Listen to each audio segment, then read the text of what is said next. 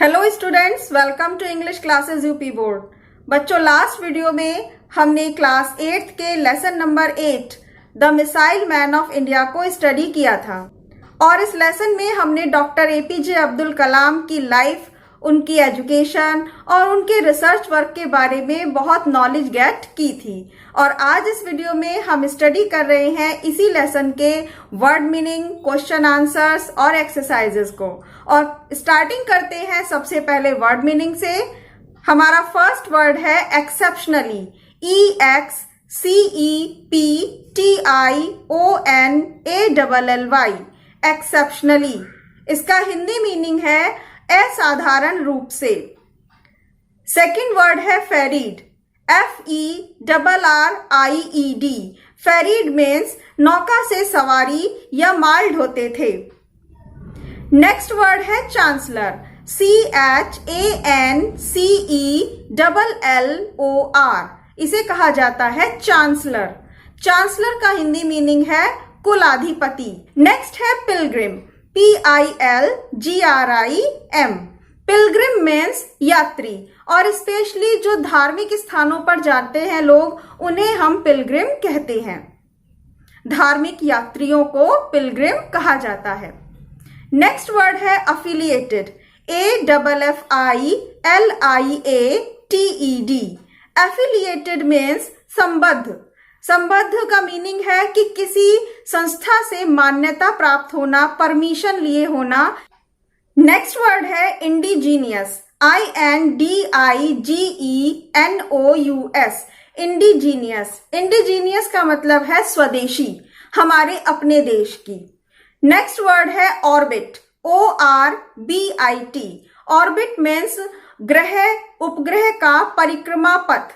हमारा next word है ब्लास्टिक, BALLISTIC। ब्लास्टिक। ब्लास्टिक का मीनिंग है प्रक्षेपिक। और लास्ट वर्ड है विजन, VISION। विजन मीन्स दृष्टि, और इसे हम विचार भी कह सकते हैं। अब हमारी स्क्रीन पर है question and answer. Question number 1 है, when and where was APJ Abdul Kalam born? कब और कहाँ APJ अब्दुल कलाम का जन्म हुआ था? Answer is APJ Abdul Kalam was born on 15th October 1931। APJ Abdul Kalam का जन्म हुआ था 15 अक्टूबर 1931 में एट रामेश्वरम इन तमिलनाडु। तमिलनाडु में रामेश्वरम में। क्वेश्चन नंबर 2 है, what did he do to help his family? उन्होंने अपने परिवार की सहायता करने के लिए क्या किया? आंसर है ही सोल्ड टैमरिंड सीड्स। उन्होंने इमली के बीज बेचे एंड न्यूज़पेपर्स और अखबार बेचे टू सपोर्ट हिज फैमिली, अपने परिवार को सहयोग प्रदान करने के लिए। अब हमारा क्वेश्चन नंबर 3 है, name 2 research organisations. 2 research organisation के नाम बताइए वेयर ही वर्कड, जहां उन्होंने कार्य किया। आंसर है he worked in defence research and development organisation. उन्होंने defence research and development organisation में कार्य किया, जिसे शॉर्ट फॉर्म में DRDO कहा जाता है। And Indian satellite research organisation, इसे शॉर्ट में ISRO, इसरो कहा जाता है। इन दोनों संस्थाओं में अब्दुल कलाम जी ने अपना कार्य किया। नेक्स्ट है question number 4, name the book. उस किताब का नाम बताइए इन विच, जिसमें ही मेंशन्ड, इन्होंने बताया है his dream of making India, अपने सपने को भारत को बनाने के, अ डेवलप्ड कंट्री, एक विकसित देश। उस किताब का नाम बताइए जिसमें कलाम जी ने अपने सपने को बताया है, और वो सपना है भारत को एक विकसित देश बनाने का। इसका आंसर है इन हिज बुक इंडिया 2020। अपनी किताब इंडिया 2020 में a vision for new millennium He mentioned his dream of making India a developed country. उन्होंने इस किताब में बताया है कि वह भारत को अपने सपनों का देश, एक विकसित देश बनाना चाहते हैं।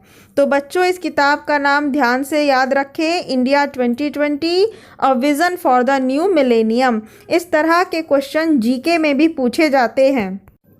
नेक्स्ट है question number 5, list the awards. उन पुरस्कारों को लिस्ट बनाकर लिखना है by which Abdul Kalam was honoured, जिनके द्वारा अब्दुल कलाम जी को सम्मानित किया गया। आंसर में है APJ Abdul Kalam was awarded with. APJ Abdul Kalam ji को पुरस्कार दिए गए। नंबर 1 है पद्म भूषण 1981 में, यह अवार्ड 1981 में दिया गया। सेकंड है पद्म विभूषण, यह पुरस्कार 1990 में दिया गया। थर्ड है भारत रत्न, यह पुरस्कार 1997 में इन्हें प्रदान किया गया। और नंबर 4 इंदिरा गांधी अवार्ड, और यह पुरस्कार भी 1997 में ही दिया गया था। नेक्स्ट है हमारा question number 6, why is doctor Kalam known as the missile man of India. Doctor Kalam missile man of India के नाम से क्यों जाने जाते हैं?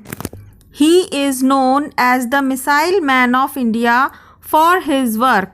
वह जाने जाते हैं मिसाइल मैन ऑफ इंडिया के नाम से फॉर हिज वर्क, अपने कार्य के लिए, on the development of ballistic missile, क्योंकि उन्होंने अपना कार्य किया ब्लास्टिक मिसाइल के डेवलपमेंट में, उसको विकसित करने में। एंड लॉन्च व्हीकल टेक्नोलॉजी, और व्हीकल टेक्नोलॉजी को आगे बढ़ाने में, उसको शुरुआत करने में। His greatest contribution was in the field of missiles. उनका सबसे महान योगदान मिसाइल्स के क्षेत्र में ही था। अब नेक्स्ट वर्क है हमारा वर्ड पावर से। Complete the names of the missiles.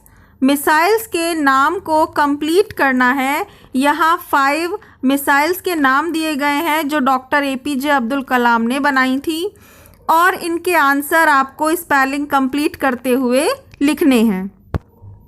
ये इनके आंसर दिए गए हैं सामने, जैसे कि फर्स्ट है, ए तो ऑलरेडी लिखा है लेकिन यहाँ आंसर में इसे फिर से लिखा गया है।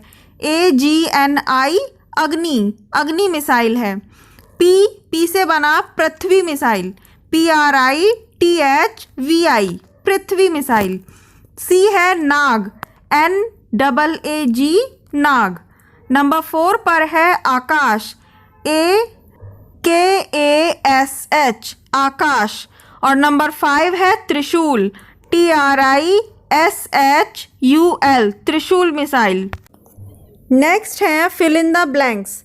सेंटेंस है the dash of our school is a man of dash, और नीचे ऑप्शन में 2 शब्द दिए हैं, लेकिन ये लाइन से नहीं आएंगे कि पहला शब्द पहले वाले ब्लैंक में और दूसरा दूसरे वाले ब्लैंक में। ऐसा नहीं है, पहले आपको इनके मीनिंग समझने होंगे। यहाँ पर the principle of our school, तो स्पेलिंग आएगी PRINCIPAL। प्रिंसिपल मीन्स प्रधानाचार्य, और इसकी स्पेलिंग लास्ट में PAL होती है। और दूसरा जो शब्द है मैन ऑफ प्रिंसिपल्स, प्रिंसिपल्स जो स्पेलिंग में डिफरेंस है वो देखिए, PRINCIPLES। इस वाले प्रिंसिपल्स को कहते हैं सिद्धांत। तो आंसर है the principle of our school is a man of principles, यानी कि हमारे स्कूल के प्रिंसिपल सिद्धांतों वाले व्यक्ति हैं। अब नेक्स्ट सेंटेंस है dash children have dash hands, और ऑप्शन में लिटिल और स्मॉल लिखा है। लिटिल का मतलब भी छोटा है और स्मॉल मीन्स भी छोटा है, लेकिन अब आप जब आंसर फिल करेंगे तो इस बात को याद रखिए कि चिल्ड्रन से पहले लिटिल आएगा, क्योंकि हमेशा लिटिल चिल्ड्रन बोला जाता है और उन छोटे बच्चों के स्मॉल साइज़ में छोटे स्मॉल हैंड्स होते हैं। तो आप इस बात को ऐसे समझ सकते हैं कि उम्र में जो छोटे हैं उन्हें लिटिल कहेंगे और जो साइज में छोटी चीज़ है उसे स्मॉल कहा जाएगा। अब नेक्स्ट सेंटेंस है you should live in dash because dash is strength और ऑप्शन में दिया है यूनिटी एंड यूनियन। अब यूनिटी का मीनिंग है एकता और यूनियन का मीनिंग भी है एकता, लेकिन आंसर आएगा पहले यूनियन लिखेंगे और बाद में यूनिटी।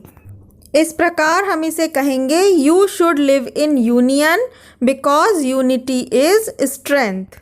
और हमारा लास्ट सेंटेंस है the dash young man has a dash wife. Handsome लड़कों के लिए यूज़ किया जाता है, इसीलिए सबसे पहले लिखेंगे हैंडसम। और वाइफ जो लेडी है तो लेडी के लिए सुंदर होने को कहा जाता है ब्यूटीफुल, तो आंसर आएगा beautiful wife. The handsome young man has a beautiful wife. तो बच्चों इस प्रकार ये आपका लेसन कंप्लीट हो गया है। आई होप आपको इसके वर्ड मीनिंग, क्वेश्चन आंसर और फिलअप्स सभी समझ में आए होंगे। यदि आपको है लेसन आसानी से समझ में आता है तो प्लीज बच्चों वीडियो को लाइक कर दीजिएगा, और अगर किसी बच्चे ने अभी चैनल सब्सक्राइब नहीं किया है तो प्लीज इस चैनल को सब्सक्राइब कर लीजिए। नेक्स्ट लेसन की वीडियो आपके पास जल्द से जल्द पहुंच जाएगी। थैंक यू बेटा।